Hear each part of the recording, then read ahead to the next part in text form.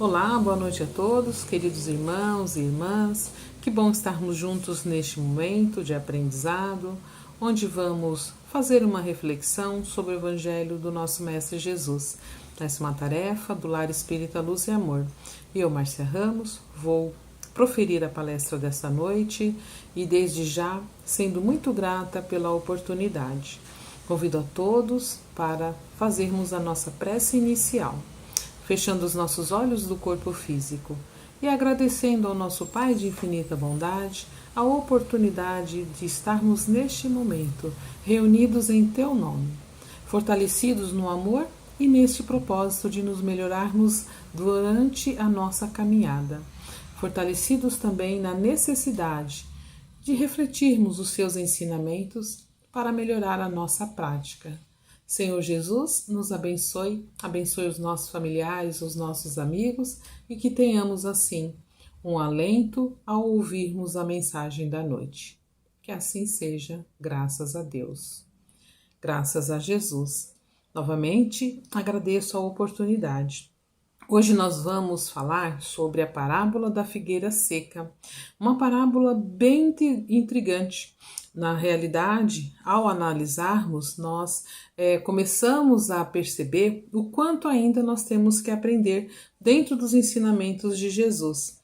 Essa parábola, pessoal, ela cita que Jesus, ao sair de uma cidade, de Betânia, ele estava com os discípulos, eles iam para uma outra atividade, e aí, nessa caminhada, Jesus sente fome, olha para uma figueira, que está bem bonita à sua frente, e cita que vai lá ver o que tem, se tem algo que possa, naquele momento, subsidiá-lo. Ao ir à figueira, ele percebe que só encontra folhas, só tem folhas, não tem nenhum fruto.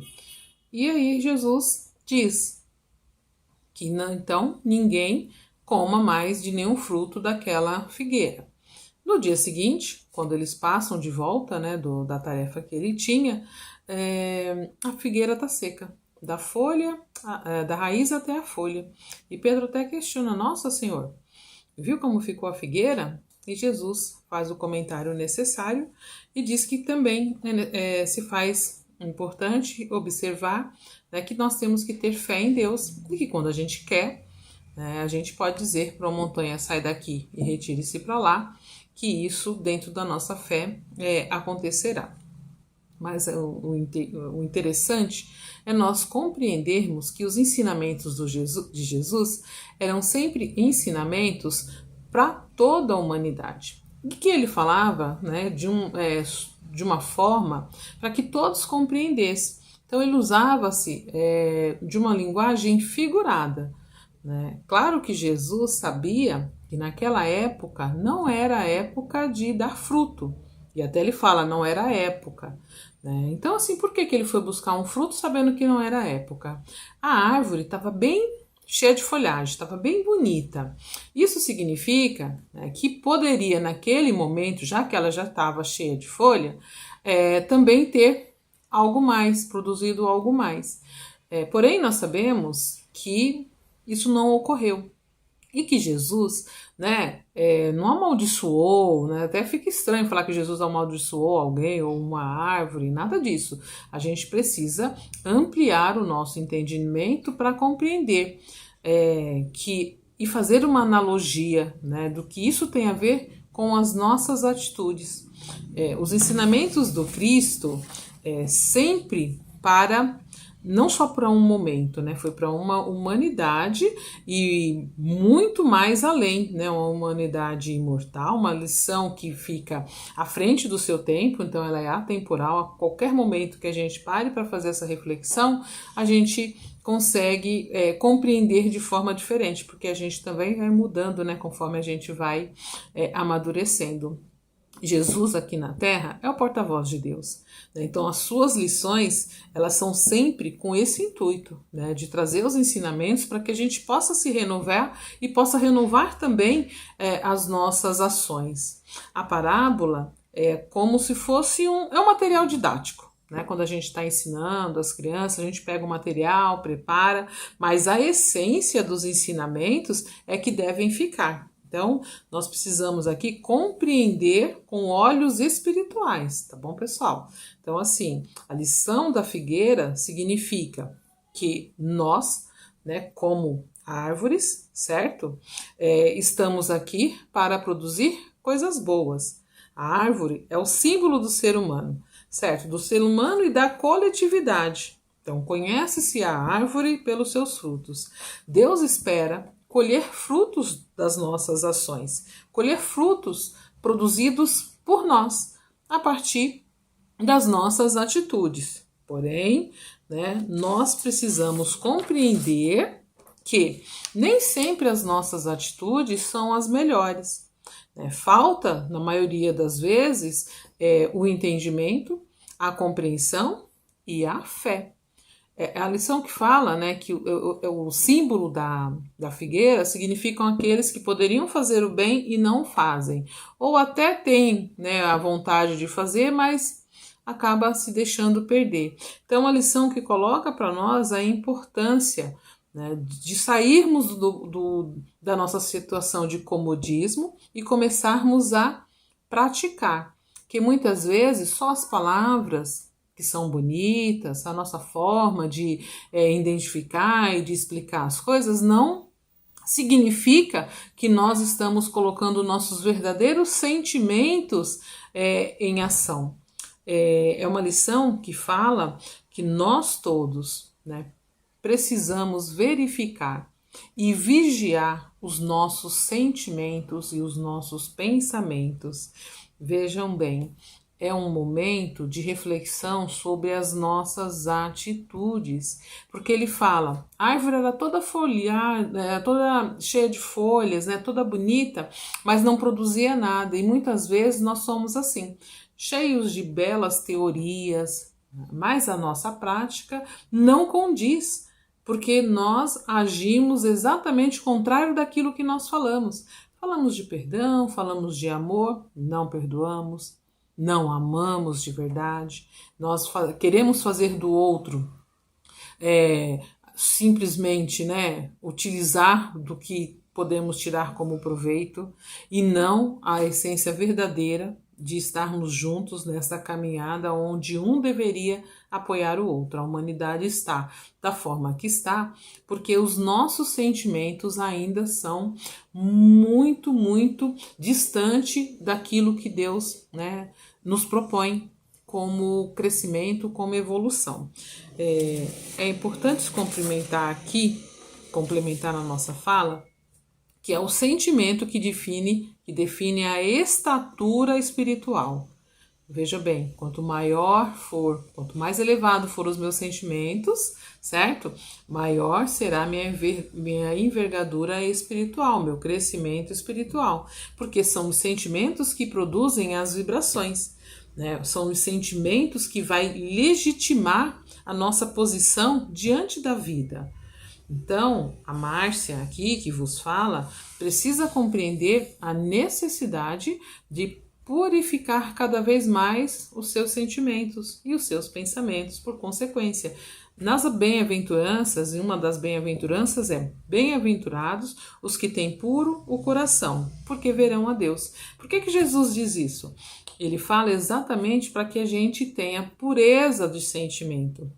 Então, o sentimento é o primeiro fruto que nós devemos produzir. Nós deveríamos produzir. A gente produz, sim, mas ele nem sempre está pronto, né? Está próprio para consumo, porque os nossos sentimentos é um misto, né, das nossas emoções, das nossas contrariedades, e na maioria das vezes, ao invés de produzirmos bons sentimentos, acabamos, né, trazendo amarguras, raivas, contrariedades, e isso vai danificar os nossos pensamentos. A partir desses sentimentos, começamos a ter pensamentos, né, contrários ao crescimento e à evolução que nós temos que ter. A gente começa a emitir palavras que não são boas, e na emissão dessas palavras nós vamos contraindo outras dívidas, porque a gente pode elevar ou destruir uma pessoa através das palavras. Então, olha o fruto, né, que eu estou produzindo a partir do momento que eu não vigio os meus pensamentos e os meus sentimentos. Eu não reconheço. Muitas vezes a gente fala que eu preciso vigiar os pensamentos, né? Eu preciso entender quais são os meus sentimentos. Essa é uma necessidade iminente de todos nós que estamos em busca desta evolução. Todos somos um conjunto de vozes, né, de que disseram para a gente a vida inteira. O que vai prevalecer? Aquelas que nos faz crescermos diante das situações, né? As positivas, as palavras que disseram para nós onde nós éramos bons ou em determinados momentos fazíamos coisas corretas, enfim. E nós também ouvimos coisas que não foram tão boas assim. O diferencial é que hoje a gente já consegue, né, descartar aquelas que não foram tão boas e enaltecer, fazer com que prevaleça, né, as palavras positivas que nos tornam pessoas melhores. E aí, gente, nós precisamos ter esse controle, né, sobre as nossas emoções, porque senão a gente fica o tempo inteiro escravo daquelas coisas que nós falamos e que não são palavras boas, né? Nós vamos produzindo ali situações e dificuldades que podem nos arrastar milênios para repararmos. Então, 1 segundo de invigilância, né, de falta de atenção, de observar quais são os nossos sentimentos e aquilo que nós estamos produzindo, pode trazer consequências terríveis e fazermos a gente ficar aqui centenas de anos para reparar aquela falha. Então, é vigiar os sentimentos, que são os primeiros frutos que nós estamos aqui produzindo. Então, a verdade é que nós precisamos trabalhar os sentimentos em ações amorosas, recheadas de amor, de sentimentos verdadeiros. Então, o fruto, ele não pode ser só de aparência. Por que a árvore secou? Né? Ela seca justamente porque ela não tinha nada de bom. A gente até entende que com toda aquela folhagem ela já poderia estar a seu tempo, né, trazendo o fruto fora da época, porque isso é possível, mas nós precisamos compreender que isso não ocorreu. Então, desta maneira, ela ficou inútil. Então, somos nós, muitas vezes, que podemos produzir, como a gente está conversando agora, né? Tudo isso está sendo baseado no estudo, numa leitura que antecedeu esse momento da nossa conversa. Agora, se essa conversa só servir para vocês e eu nada dela tirar proveito, que benefício eu estou realizando? Nenhum, porque eu preciso entender que essa nossa conversa é justamente para que eu reveja os meus sentimentos e as minhas atitudes e os frutos que eu estou produzindo, não só para uma pessoa, mas para a coletividade. É uma lição que fala, né, uma coisa que eu achei bem interessante da gente falar, que Deus usa o tempo e não a violência para corrigir-nos, né? Corrigir os seus filhos. O que ele quer dizer com isso? Que Deus aguarda a nossa, né, melhora dentro de um tempo. Nós temos ali a possibilidade de errar, de fazer as nossas escolhas, porque nós temos o livre-arbítrio, e Deus não impõe os seus ensinamentos, né, o seu conhecimento, a sua superioridade. A sua superioridade e bondade está justamente em aguardar o tempo. E como nós agimos? Nós queremos por força, né, por imposição e por violência, fazer com que o outro reconheça ou produza algo de bom. Então, só aí já tem, né, a grande diferença. Então, gente, nós precisamos compreender. Essa lição, ela fala que não basta ter beleza exterior. Então, não basta eu decorar todo o evangelho, eu conhecer todas as citações. Não basta, né? Eu preciso trabalhar no bem. Eu preciso trabalhar em prol de todos aqueles que estão ao meu lado. E aí é muito interessante. Mas eu vou fazer o quê para a humanidade? Eu começo fazendo no meu lar. para os meus familiares, para aquele parente difícil, para aquelas dificuldades que nós temos. É ali que eu vou exercitar os meus sentimentos e produzir o que Deus precisa que eu produza, né? Espera que eu produza. Todo bem que a gente realiza precisa ser feito com sentimentos de amor. E nós precisamos compreender, e aí entra a fé, por isso que essa lição está no capítulo 19 do Evangelho, né, no item A Fé que Transporta a Montanha. E aí assim, ele fala que todos que fazem o bem, né, devem aguardar o melhor, ou seja, né, isso não é uma promessa, isso é lei. E essa citação está inclusive no livro Os Mensageiros, né, de André Luiz. Nós precisamos compreender que o trabalho no bem, né, exige um tempo. E o seu retorno virá com certeza. E aí entra a fé, nós temos que acreditar. Ele virá. Não é algo que nos prometem, é da lei, que tudo que a gente realiza de bom retorne para a gente. Né? Não da forma muitas vezes que a gente espera, eu fiz isso para tal fulano vai devolver. Não, né? O próprio universo devolverá para nós. Nós somos avaliados pela contribuição que nós realizamos ao bem comum. Né? É muito mais legal.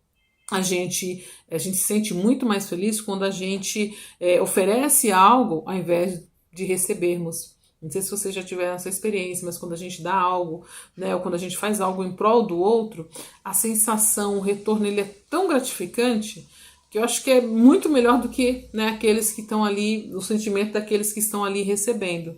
Então, quem distribui alegria e sorriso não vive só. Quem distribui coisas boas sempre recebe coisas boas. Então a produção está justamente em compreendermos a nossa necessidade de fazermos o nosso melhor. A bondade divina, ela multiplica a nossa bondade, que é pequenininha. Então, às vezes, uma ação que a gente faz bem pequenininha, nós não temos como prever o quanto isso é significante e quanto isso pode mudar a vida de alguém, o quanto isso é visto com bons olhos pelos nossos amigos espirituais. A gente não consegue prever o tamanho dessa colheita. Deus nos dá sol, chuva, adubo e a semente. Só que a gente precisa plantar, a gente precisa fazer frutificar. Então, essa lição fala disso, gente, do plantio no bem que multiplica. Então, eu não posso somente estar aqui fazendo uma reflexão sobre uma lição, belamente, usando palavras bonitas, se as minhas atitudes não condiz com aquilo que eu estou falando. Nós temos que começar a compreender que nós vamos produzir, temos que produzir sempre, em qualquer época, em qualquer estação. Né? Não só no Natal.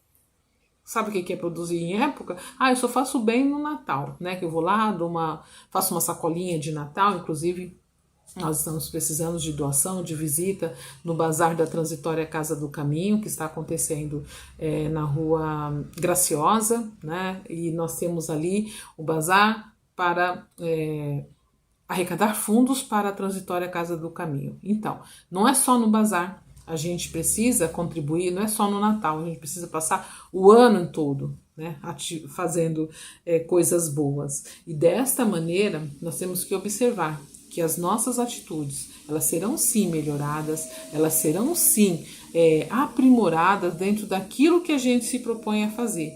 E aí eu estava falando, né, o bem, ele é multiplicado. Lembra dos pães e dos peixes? Jesus pergunta, quantos tendes? E os apóstolos respondem, nós temos 5 pães, 3 peixes.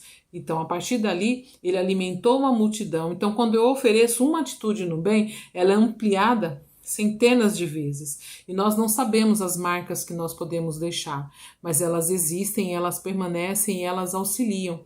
E é muito legal saber que isso muda vidas. Né? Eu hoje mesmo encontrei com um aluno do meu início de carreira. Mais de 30 anos se passaram. E ele lembrava de mim. Né? E ele lembrou de mim. Falou, professora, né, nós estivemos juntos em tal época. Nunca esqueci. Então, algo que eu fiz lá naquela época, sem intenção, sem ter a dimensão, marcou. esse aluno hoje, né, adulto, enfim. E aí isso deu uma satisfação, uma alegria, talvez porque nós fôssemos conversar hoje sobre isso, né? Eu tive essa oportunidade de entender que as marcas que nós deixamos positivas, elas ficam, é o nosso legado. E é desta forma que eu convido a todos a serem figueiras produtivas, a trazer ao seu entorno, aos seus amigos, aos seus familiares, a oferecer a cada um os melhores frutos. Desta maneira, nós vamos encerrando a nossa fala, agradecendo a Deus, ao nosso Mestre Jesus e rogando para que as bênçãos divinas recaiam sobre os nossos lares, sobre os nossos familiares e que nos deixe, né, a marca do seu amor em cada momento de nossas vidas. Que Jesus nos abençoe, que tenhamos uma excelente noite. Que assim seja, graças a Deus. Obrigada e até uma próxima vez.